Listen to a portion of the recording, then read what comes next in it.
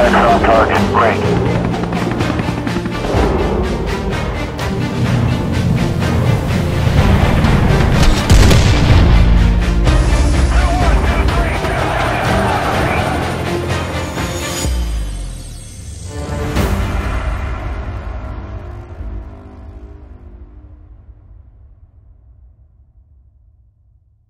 আসসালামু আলাইকুম। স্বাগতম ডিফেন্স টেকনোলজি অফ বাংলাদেশ ডিটিবি এর নতুন ভিডিওতে। প্রতিবারের মতো এবারেও আমরা একটি ইন্টারেস্টিং এবং ইউনিক বিষয় নিয়ে আলোচনা করব।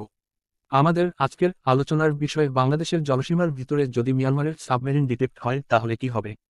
সাবমেরিন একটি গেম চেঞ্জিং ওয়েপন আর ক্ষেত্রবিশেষে স্ট্র্যাটেজিক ওয়েপন বললেও ভুল হবে না।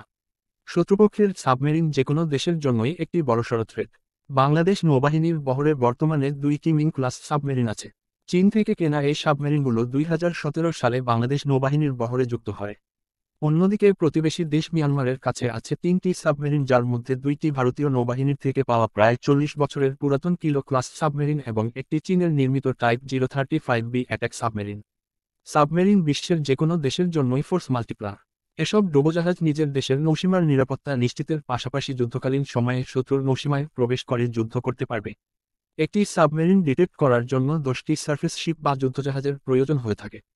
শত্রুর হাতে সাবমেরিন থাকা যে কোনো দেশের জন্যই ভয়ের কারণ। পানির নিচে সাবমেরিনকে ডিটেক্ট করা হয় সোনারের সাহায্যে।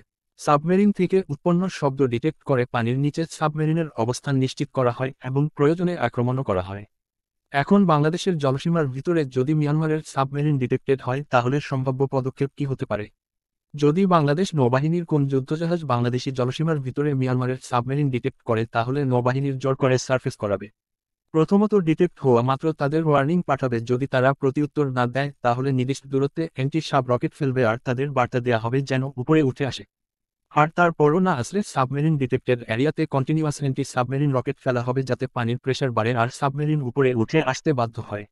উপরে উঠে আসলে বা সার্ফেস করলে শুট ডাউনের নিয়ম নাই আর সেক্ষেত্রে তাদের অ্যারেস্ট করা হবে। আর যদি তারা পালানোর চেষ্টা করে তাহলে টর্পেডো মারা যায়। তবে এর কোনো কিছুই লাগবে না। যদি তারা আগে টর্পেডো ফায়ার করলে তাহলে নেভি সেই সময় যে কোনো ডিসিশন নিতে পারে, কারণ অ্যাটাকের ক্ষেত্রে পাল্টা অ্যাটাক করতে চাইলে শিপ ক্যাপ্টেন সকল ডিসিশন নিতে পারে। ওরা যদি অফেন্সিভ অ্যাক্ট করে তাহলে অন্য পক্ষও পাল্টা আক্রমণ করতে পারবে।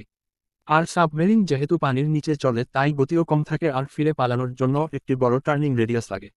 সারফেস শিপের ক্ষেত্রে এটা একটি বাড়তি সুবিধা আর সময় দিবে যা সাবমেরিন পাথে নেভাল মাইন্ডসেট ও ডেপথ চার্জ ফেলার কাজে লাগবে। এখন সাবমেরিন সারফেসড হলে বাংলাদেশ নৌবাহিনীর তাদের গ্রেপ্তার করবে এবং সাবমেরিনকেও টাগবোটের মাধ্যমে পোর্টে নিয়ে আসবে। আর বাংলাদেশের আইন অনুসারে মিয়ানমারের সাবমেরিনারদের বিরুদ্ধে মামলাও করা হতে পারে। তবে যেহেতু যুদ্ধ পরিস্থিতি নেই তাই সাবমেরিন কয়েকদিন আটক রাখার পরে ফেরত দিয়ে দিবে এবং এটা সব দেশের ক্ষেত্রেই প্রযোজ্য। আর খুব সম্ভবত মিয়ানমারকেও সাবমেরিন উদ্ধারের জন্য 14 দিনের মধ্যে বাংলাদেশ বরাবর আবেদন এবং তাদের ডিপ্লোম্যাটিক চ্যানেলের মাধ্যমে নেগোসিয়েশন করা লাগবে। এটি একটি স্ট্যান্ডার্ড প্রসেস, তবে অনেক কিছুই সিচুয়েশনের উপর নির্ভর করে।